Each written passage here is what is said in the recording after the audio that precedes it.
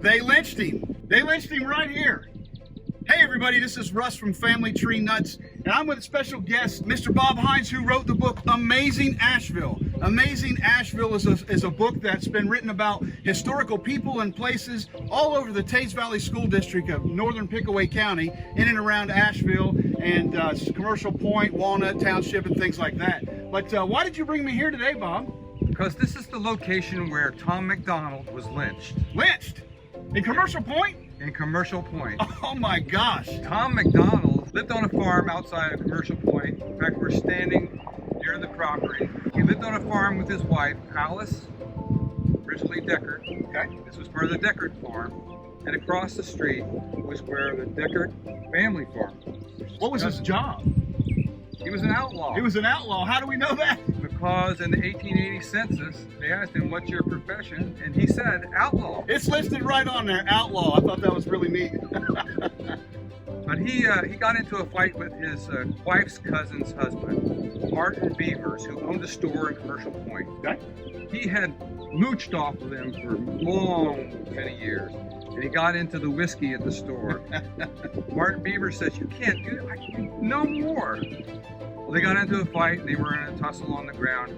He hurt his jaw, but he also almost pulled out Tom Mcdonald's eyeball. Oh my God. And he was already blind in one eye. Is that right? So he said he was going to get revenge on Martin Beavers. He made it known that he made it known. Revenge against you, pal. He made it known. Well, he had to recover from the fight. His wife had him at home in the bed. Dr. Seeds, who was the doctor in Commercial Point, would come out and see him. Well, after about the fourth day, he started to recover, and people got wind of that. And a vigilante group was put together. We don't know who was in that group. They came out here, and near midnight, they pulled him out of bed. He said to them, "Are you guys here to kill me?" They never said a word. Wow. But that's why they were there. Wow. They tied a noose around his neck and drug him hundreds of yards across the field, across the road to a tree. They threw the rope over the tree limb and they lynched him. They lynched him and they had a note attached to his nightgown. Okay. It was ripped to shreds. It said if anybody else was considering doing something similar, they had to prepare for the same fate. Wow. And it was signed the Vigilance Group. The Vigilance Group. Yeah. I think you said they drug him all the way over here, that it ripped his gown to shreds and it ripped his nipple off. Ripped his nipple off. Oh my gosh. What a brutal way to go. Yeah. He must have been a real butthole, I guess. He was, I think you could say he was more than that. And he was well known as being problematic, and people had trouble with him all over Commercial Point. He threatened almost everybody in Commercial Point at one time. Wow, so they took law into their own hands. Right here outside of Commercial Point, we're just a few miles outside. We're just a stone's throw outside a little community, Mattville. What I think is neat about this is I grew up 1.6 miles, I looked it up for my address, 1.6 miles from this location, and I didn't know about this until your book. And I'm a history guy, you know, so thanks so much for telling these stories and getting it out there. We all need to know what happened in our past. Absolutely. The interesting thing about Tom Mcdonald's story was it made the national newspaper. It was in newspapers all over America. People in the South said, "How dare you Northern Yankees comment upon lynchings in the Dixieland when you're doing the same thing up there?" Right, about the same time period. Absolutely. Yeah. But the Klan was not involved.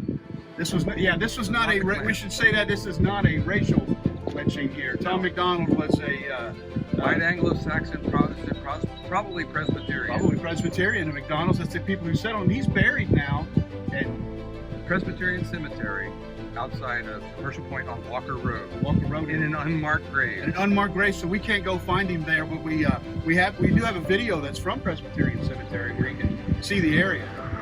They left his body hanging for a while with the note attached. Wow. Then they took it down.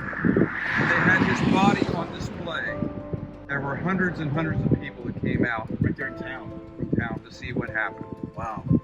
And later that afternoon, they gathered him up and took him to the Presbyterian Cemetery and buried him. Wow. His widow still lived in the area with her two daughters for a while. finally moved away to leave all of this behind her. Wow, unbelievable.